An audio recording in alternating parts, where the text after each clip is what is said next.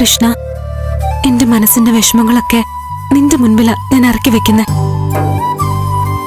കുറച്ച് ദിവസങ്ങളായി തീ പിടിച്ച മനസ്സുമായിട്ട് ഞാൻ കഴിയുന്ന. എല്ലാം കാണുന്ന നീ ഈ വീട്ടിൽ സംഭവിച്ചതും കണ്ടു കാണുമല്ലോ. ഈശ്വരന്മാര് കൊടുക്കുന്നതല്ലേ ജീവൻ. ആ ജീവൻ സ്വയം ഇല്ലാതാക്കണമെങ്കിൽ അത്രയും വലിയ ദുഃഖം ഉണ്ടാവണം.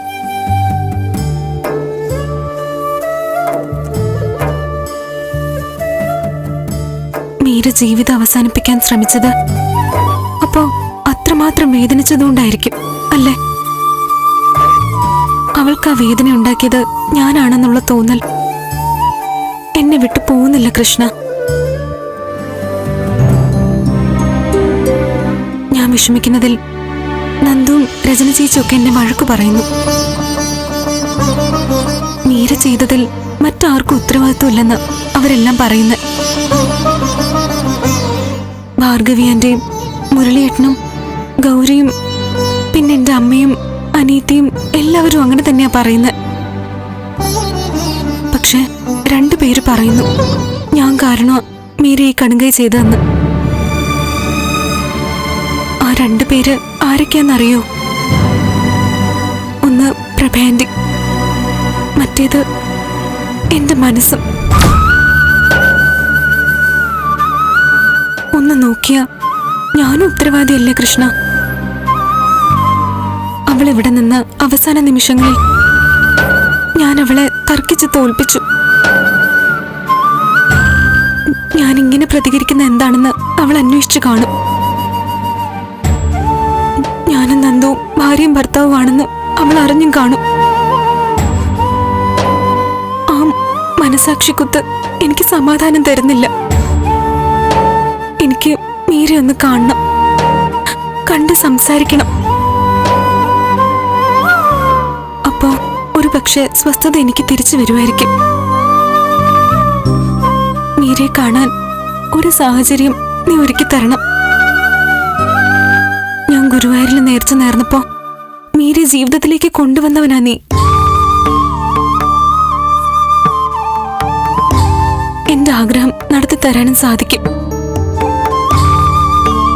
എന്നെ കാണുമ്പോ മീര ദേഷ്യപ്പെടുകയും വഴക്കു പറയുകയും ഒക്കെ ചെയ്യുമായിരിക്കും. സാരമില്ല, പക്ഷെ വൈകാതെ എന്നെ മീരയുടെ അടുത്ത് എത്തിക്കണം എന്റെ കൃഷ്ണ.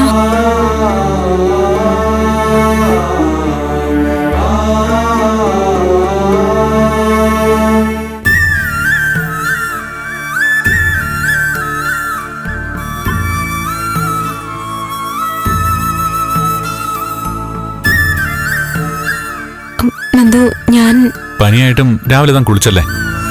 അത് പൂജയ്ക്കൊക്കെ ആയിട്ട്. ഞാനൊന്നും പറയുന്നില്ല, ദൈവത്തിന്റെ കാര്യമല്ലേ. മീരെ കാണാൻ പോണോ അല്ലേ?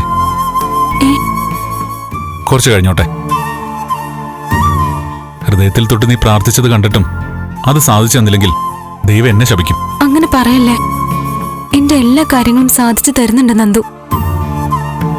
നന്ദുവിനെ കൂടുതൽ കൂടുതൽ ബുദ്ധിമുട്ടിക്കുന്നതിൽ ദൈവത്തിന് എന്നോടാ ദേഷ്യം തോന്നുന്നത്. നീ ധൃതി കൂട്ടണ്ട, ഒന്നുകൂടെ ആലോചിച്ചിട്ട് ഞാൻ പറയാം. എന്തായാലും നിന്റെ ആരോഗ്യം പൂർണ്ണമായി വീണ്ടും കിട്ടി ഈ പനിയും പേടിയൊക്കെ ഒന്ന് മാറിക്കഴിഞ്ഞാൽ ഉടനെ നമുക്ക് മീരെ കാണാം. പോണം നന്ദു. മീരെ ഒന്ന് കണ്ടു കഴിഞ്ഞാ എന്റെ കുറ്റബോധം മാറും. എന്തിനാ നീ വീണ്ടും വീണ്ടും കുറ്റബോധം എന്ന് പറയുന്നേ? നമ്മൾ കുറ്റബോധം ചെയ്തിട്ടില്ലല്ലോ, പിന്നെ ഇതിന് കുറ്റബോധം? അല്ല നന്ദു, ഒരു ചെറിയ കുറ്റം നമ്മുടെ ഭാഗത്തില്ലേ? എന്താ? ഞാനും നന്ദുവും തമ്മിൽ കല്യാണം കഴിഞ്ഞ കാര്യം നമ്മൾ നേരത്തെ പറയേണ്ടതായിരുന്നില്ലേ മീരയോട്?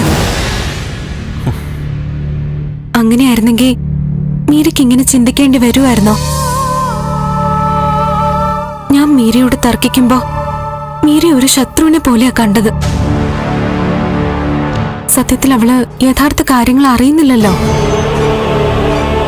വീട്ടുജോലിക്കാരി ഓവർ സ്മാർട്ട്നെസ് കാണിക്കുമ്പോ ആർക്കായാലും ദേഷ്യം വരും. ആ ദേഷ്യമേ അവൾ എന്നോടും കാണിച്ചിട്ടുള്ളൂ. പക്ഷെ എന്റെ പെരുമാറ്റവും നന്ദുവിന്റെ സംസാരവും ഒക്കെ കണ്ടപ്പോ അവൾക്ക് മനസ്സിലായി കാണും നന്ദുവിന്റെ ഭാര്യയാ ഞാനെന്ന്. അവളെ വിവാഹം കഴിക്കാൻ പറ്റില്ലെന്ന് എത്രയോ നേരത്തെ പലതവണ ഞാൻ സൂചിപ്പിച്ചിട്ടുണ്ട്. സൂചിപ്പിച്ചിട്ടുണ്ട്, പക്ഷെ വ്യക്തമാക്കിയിട്ടില്ലല്ലോ.